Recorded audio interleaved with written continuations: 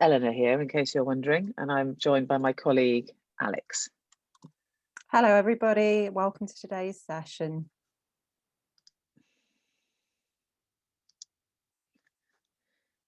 We can see everybody's faces, can't we, Alex? Yeah? Oh, yeah, look. please feel free to put on your camera. That's absolutely great if you'd like to do that. Oh, fantastic. Welcome, welcome. Tell us your name and where you're from while we're waiting in the chat. Because we've got so many people signed up today, it's probably not possible to have everybody off mute. But welcome to Kavaria, I can see. Hello to from Pakistan. Welcome, welcome. Oh, we've got somebody called Galaxy S7, which is great. Hello, Sandris. How exciting. Don't you worry, we really are only going to take up 15 minutes of your Saturday. Hello, Jamaica, Pakistan, excellent. I think we've got lots more countries as well, looking at the names. Azerbaijan, oh, hello, Walia. I know you from Zambia. Hello, Indu, Tamara, Monica. Hi, Manuel. This is very exciting.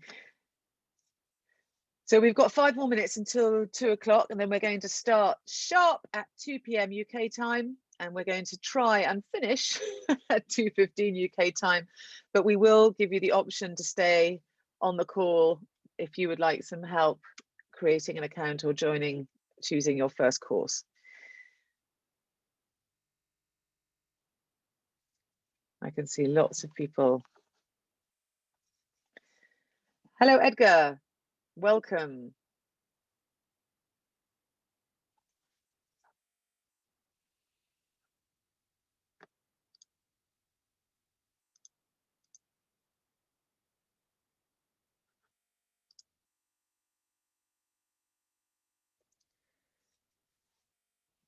I can see, hello, Doris, Audrey, Tamara, TT, Jonathan.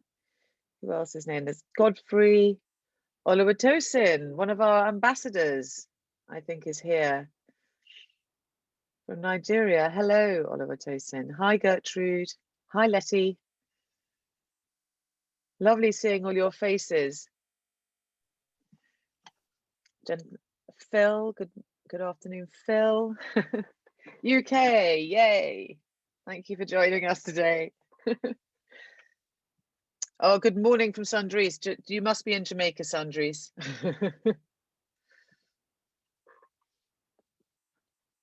This is great. One of the things we're very much trying to do with Teach 2030 is to build up our international community, and it's really exciting. I can really see that we are doing that because we've got people from everywhere across the globe joining in here. And actually, it's interesting to note that quite a lot of people who've met through some of our webinars and shared meetings have actually been contacting each other. So our global community is really growing. Do please tell us your name and where you're from in the chat.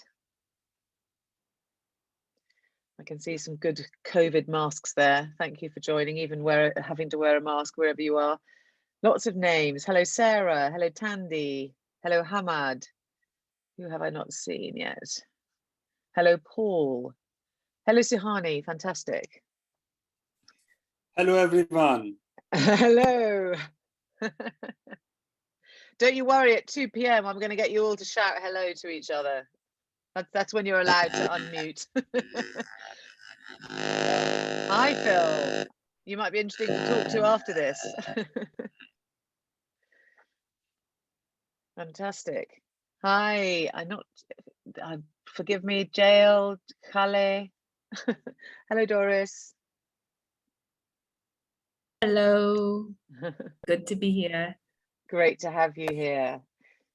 So keep telling us who you are. You could tell us why, if this is the first Teach 2030 event you've attended, or if you've completed any courses. Tell us anything interesting in the chat while we're just waiting till 2 p.m. It's really thrilling to see so many of you.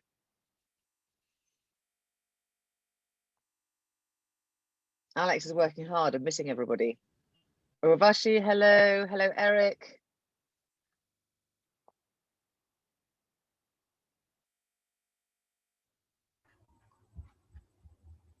Tamara.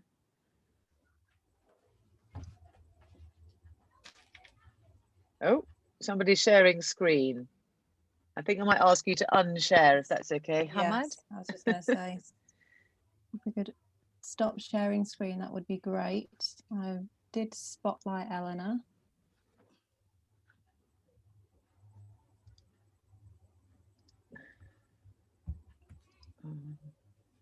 Is it sharing my screen now? Has my screen suddenly started showing? No, my screen was being a bit funny there. Right, okay. Hi, Godfrey. Great. Okay. I'm going to actually start sharing my screen now, which means frustratingly, I won't be able to see any of the exciting Zoomy chat. So Alex is going to be, right, it's 2 o'clock. So I'm going to do an official hello, hello, hello. We're going to stick really rigidly to time because it's 15 minutes of your Saturday, and we really want these to be short, snappy little workshops that you can fit in around your weekend or your weekly teaching life, and that just do a bit of a reminder of some good teaching ideas, bring our community together, help you reflect on your practice, and just keep us all learning as teachers. My name is Eleanor Sykes. I'm the educational lead at the Commonwealth Education Trust, and we run the Teach 2030 programme, as you know. I'm joined by my colleague Alexandra Starr, who is going to be mediating, etc. today. Hello, everybody. Oh, sorry, Alex, I spoke straight through you. There she is. When I share my screen, which I'm about to do with you all, I can no longer see any of the chat or anything. So Alex will be keeping us up to speed with keeping me up to speed with what's going on, and I may interrupt and has full permission to interrupt me, etc. So I hope you can now see the full screen. Yeah, so I know that people have been writing their names and where they're from. It's really exciting to see you all. So thank you very much, everybody, for joining us today. Okay, so what we wanted to do today was we wanted just to do a little quick chat about how we check learners' knowledge at the start of the lesson, also known as formative assessment. So you can see here that our objective is to introduce 2 formative assessment strategies to use at the start of lesson to establish students' prior knowledge, so what your learners already know.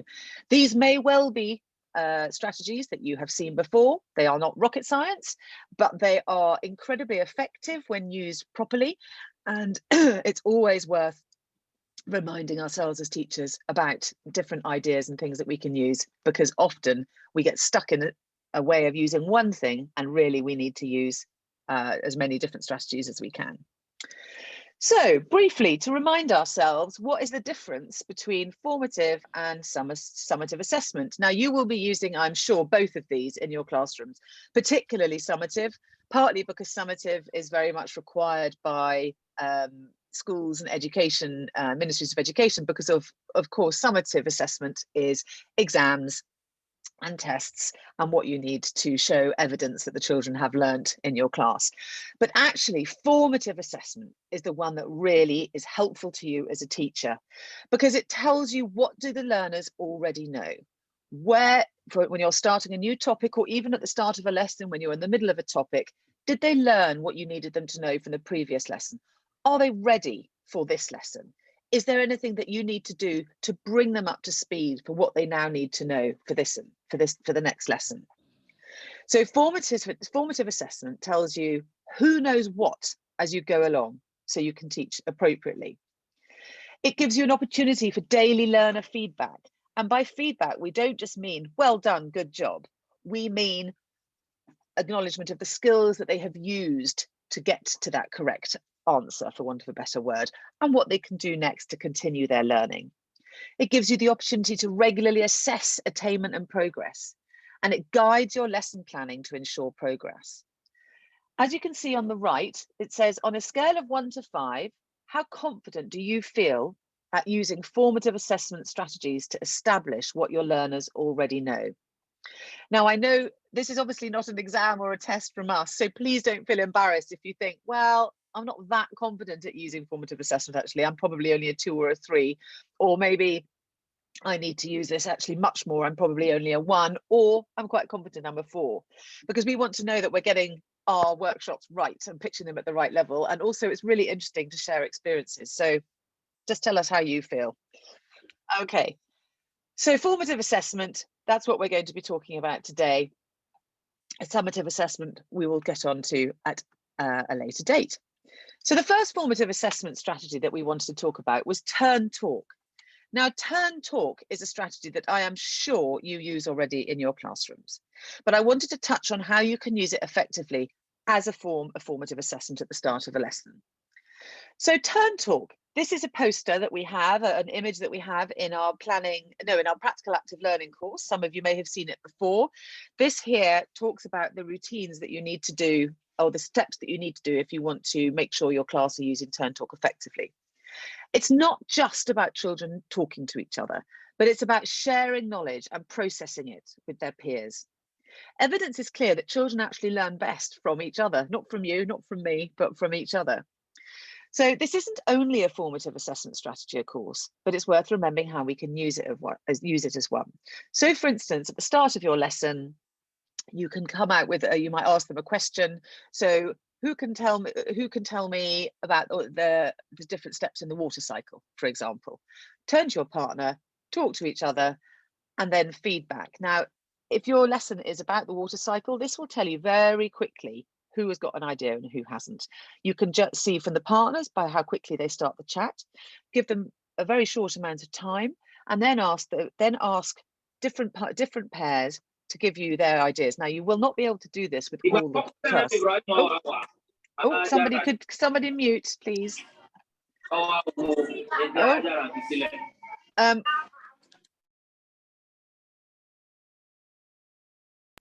Alan, I just want to unmute yourself.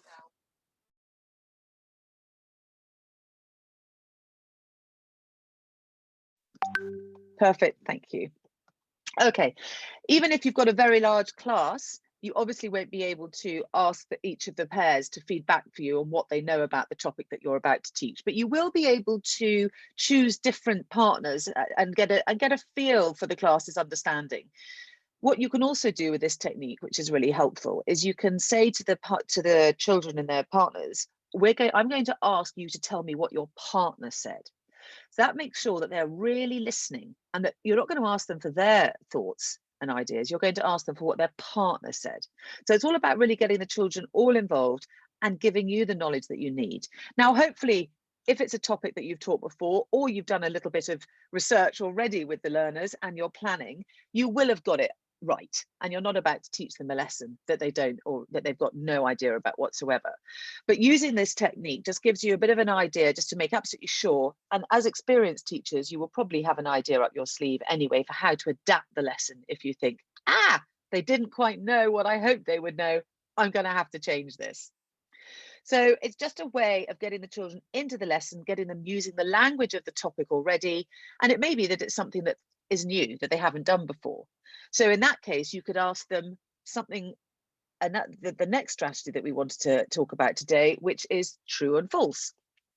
So this is a strategy that you can use with turn talk. So for example, you might have on the board a statement saying, like the one we have here that Alex has prepared, adjectives are words that describe actions, true or false. Turn to your partner, discuss. Now, obviously, if your lesson is on adjectives, they will have done something on adjectives before. This gives you a chance to find out, do they actually know what adjectives are? You can see they'll immediately start their conversations. You can mill around the classroom just for 30 seconds a minute. Turn talk does not have to be a long strategy. Turn talk is short and quick. It can take time to train the children to use it. And obviously you have to have control of them, that when you click your fingers or clap your hands, they know they turn to you. But I have used turn talk with 250 3 to 7-year-olds, so I know it's possible. Another thing that often worries people with the turn talk technique is the noise level.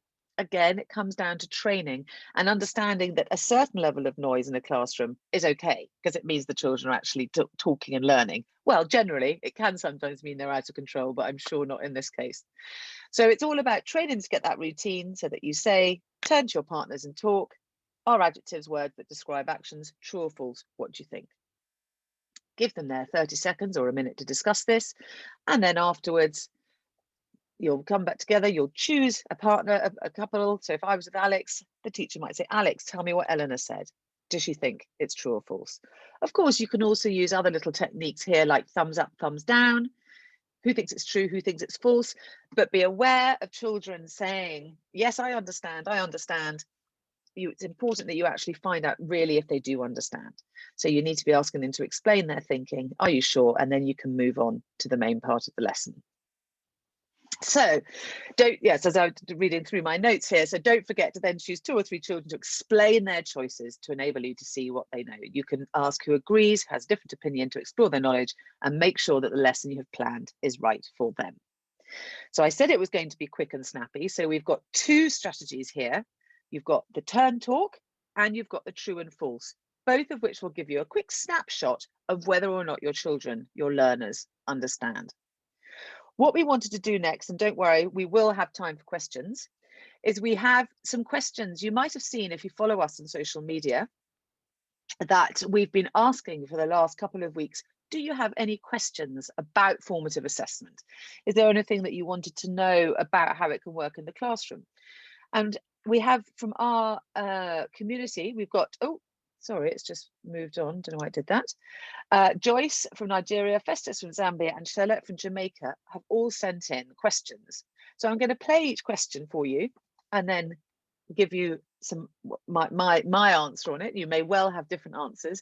And then if anybody has any questions or anything that they would like to share, we would love to hear from you. So Joyce, this is what Joyce sent. I think you should be able to hear. I hope you can hear because we did set it up earlier. So what do I do if my students don't engage with this strategy? What do I do? So my response to this is that a strategy, a classroom strategy that you use regularly is like anything. You have to actually teach your learners how to use it. They need to be taught new strategies, and they also need the confidence and the teacher permission to let themselves participate. For example, turn talk can be noisy because lots of children are talking to each other. But as long as you as the teacher know how to bring them back together again, then a reasonable noise level is fine. If children don't engage in turn talk, it's because they actually don't know how. So it's your responsibility to teach them. They will engage. Children love talking. Children are humans. They like talking. That's how we communicate. So you just need to train them. And I'm not saying it's a quick process, but it doesn't take as long as you think. And that poster that we had previously, the turn talk image, which by the way, you will all be receiving a follow-up email from us on the workshop today. And that image will be in your email, so you can use that as reference. Okay, let's hear from Festus. What do I do if I try a strategy, but my students don't understand what I thought they would know? So this is the point of formative assessment, isn't it? At the start of the lesson. This is where you're trying to make sure, do they know what I need them to know?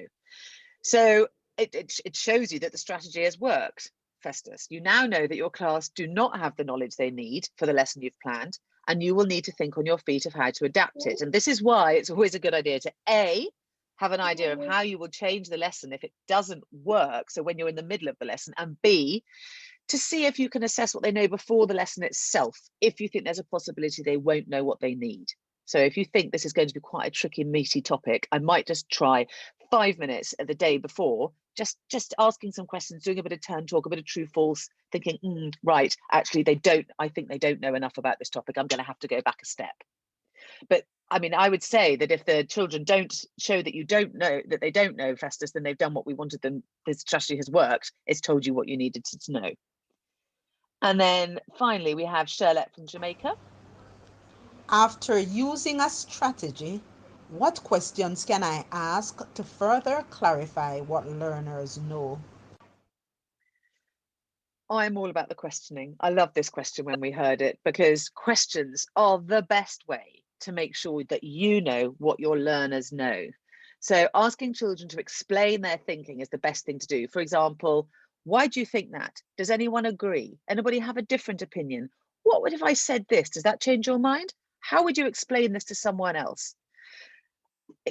And encouraging the children to explain things to each other, as I've said, is a key part of working out what they know. So I would always think to yourself, how can I ask another question that will either help me understand what they know or move their thinking along by asking them to dig a little deeper? I think questioning and feedback from us, telling them suggesting where they need to go next, or getting them to think themselves where they need to go next, those two for me are absolutely key, integral pieces of good classroom practice. Now I'm quite impressed with myself because it's 14 minutes past. I have raced through. I'm just having a look. I can see some lovely comments from people in the chat section. Thank you, Sandrine. Loves open-ended questions. Absolutely, Sandrine. We don't want questions where we're saying, is this right or is this wrong? We're looking for questions where children really have to explain and move their thinking along.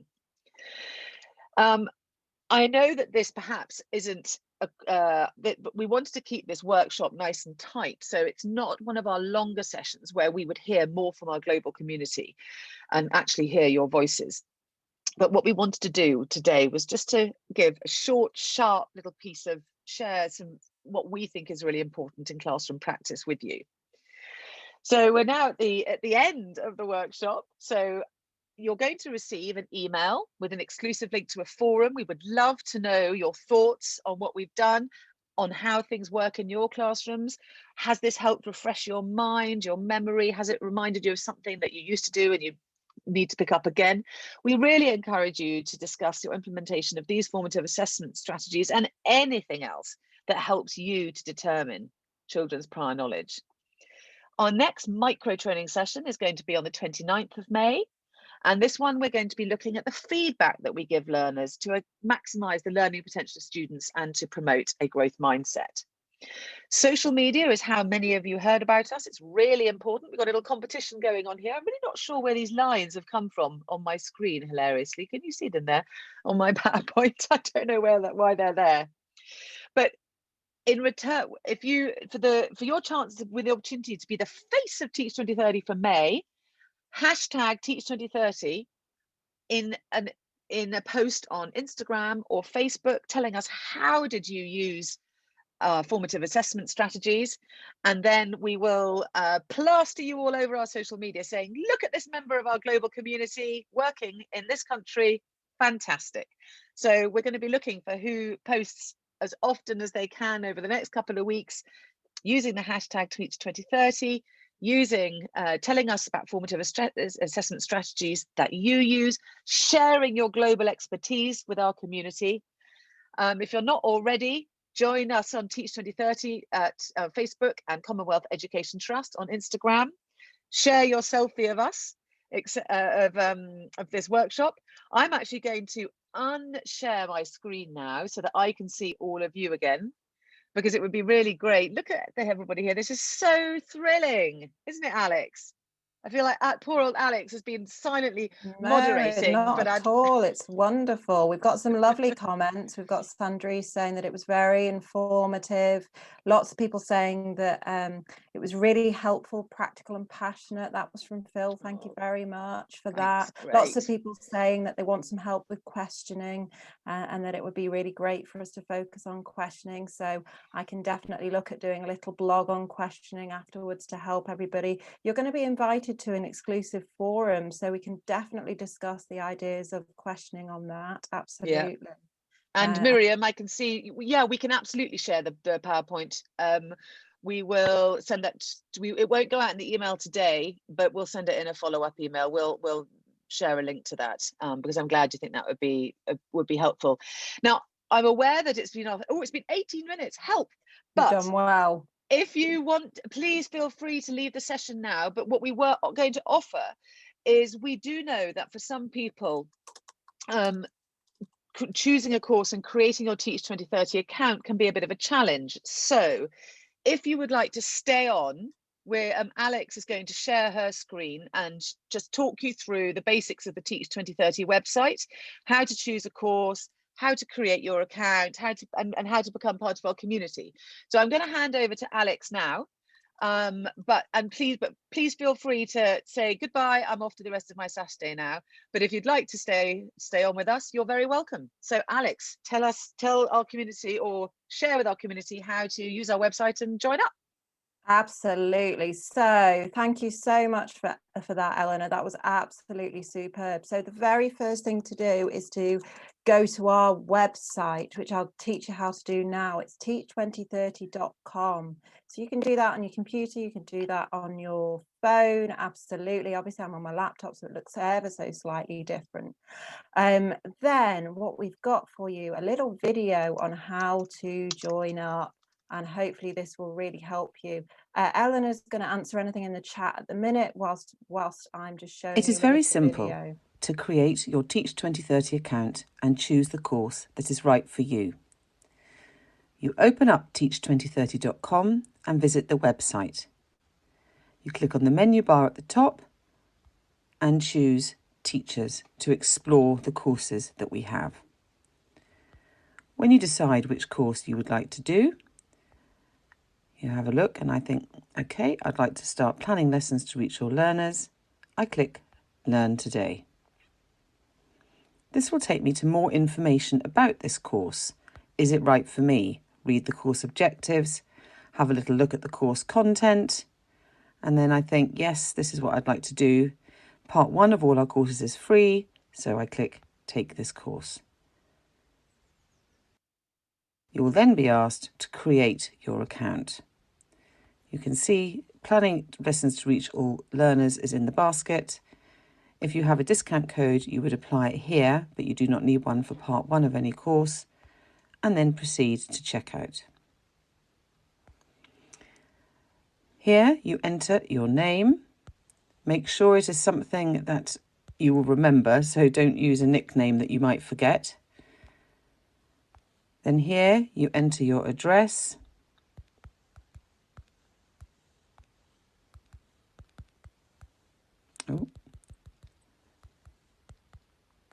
And then your email.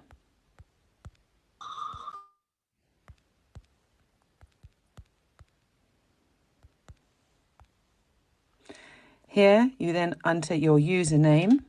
So again, make sure that you use a name that you are going to remember. And then you will be asked to create your own password. Make sure again it's something that you can remember, although it is possible to reset your account at any time. You then click Place Order. And your account will be created. You've now logged in. It says your name here, the courses that you can access. If you click on the course, you can get started straight away learning with Teach 2030. A couple of things just to say about that. You absolutely can stop the video at any the courses at any point and go back into them at any point. It will save exactly where you're up to. We also have 2 courses that have been featured today, our planning lessons.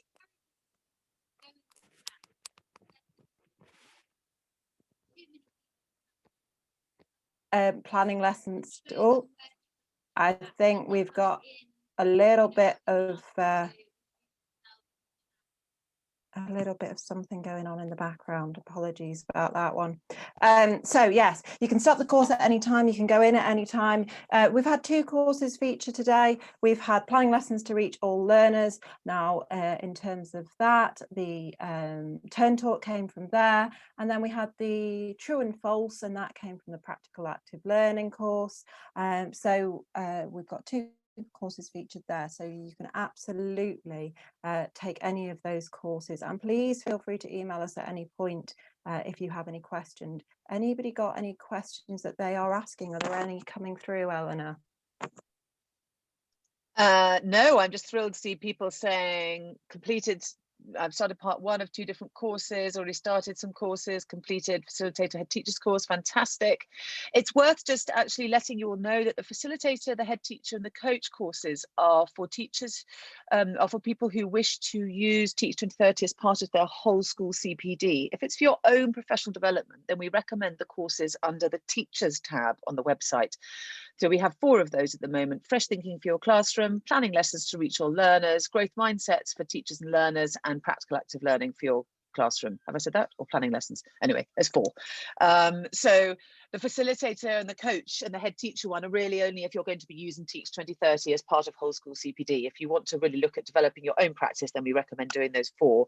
Although, of course, we also have becoming a digital learner using your smartphone, which Alex was a key part in creating, which is all about really using your smartphone as the fantastic learning tool that it can be. Okay. Oh, look. Oh, queer Daniel Crispus has completed 4 courses. Oh, you might do some social media about us, Daniel, and we'll be putting you all over our social media accounts. Fantastic. Yes, please. It would be lovely to hear from you all on social media, and to hear some of your. Maybe you can tweet us your certificate. That would be amazing, or Instagram us your certificate. Gertrude, I can see some people have got a challenge to print certificate. Do send hello@teach2030.com an email and we can help. But if you go into your account and you have a certificate, you will see the certificate next to the course that you have it for. And if you click on it with your finger, if it's on your smartphone or with the mouse on a computer, it will show you it and you are then able to download it. But please let us know if you have problems with that. I thought we had a video on how to find your certificate on our website on the help section. If we don't, I will fix that. Right. Any questions from anybody else? Please do go onto our forum. Your email is coming out this afternoon in a couple of hours. We'll have all the information that you need. And we would love your feedback on the email as well. You can reply to the email and it will come to us. And on Wednesday, you will receive another email, and actually we might put a little short survey in there for you asking what you liked about this and what we could do better for next time. But I tell you what, Alex, why don't we unmute everybody and just everybody can say a big hi. I love it when we do that on Zoom calls. Are we all unmuted? It's going to be so noisy. I'm going to go 3, 2, 1, and then everybody say hi. I think it is. Ask all to unmute. Okay. Gonna... 3, 2, 1, hi. I think there are still quite a few on. Hi from Jamaica. Great to see you all.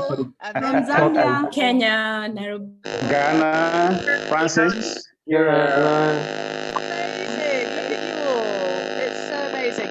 We might have to mute again because somebody's got a lot of static on that line. Yes, they do. Thanks, Alex. Absolutely. Really, really great.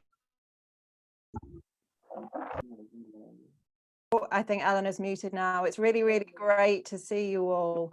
And yes, thank you, Alex. Yes, absolutely. Join us in the forum, tag us on social media, become part of our community, and hopefully we'll see you on the 29th of May for the next one. And can I just ask one thing? Can everybody do a smile before we go? Do you think that would be possible? If you've got your cameras on, please put your cameras on. And I'm just going to ask you to have a little smile for me. So smile, wave, thumbs up, whatever you wish for me. Okay. Whatever you desire. You're going to have to do all screens, Alex. Okay. All right. Go for it.